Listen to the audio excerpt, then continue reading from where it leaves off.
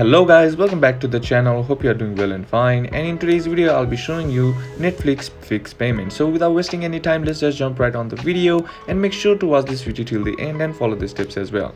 Now the first thing that you need to do is open up Netflix in your browser, and once you're inside here, all you gotta do is simply log into your account by simply tapping on the three horizontal bar on the top left corner of the screen. And once you're inside, tap on account option on the top, and once you're inside here, you'll be seeing bunch of settings of your account. Right now all you gotta do is simply scroll down and then tap on manage by payment info, and once you're here, you'll be seeing this kind of page.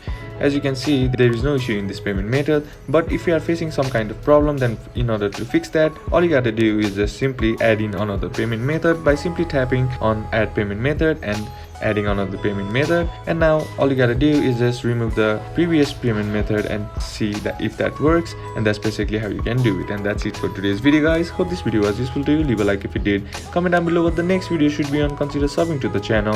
Thank you for watching. Bye bye.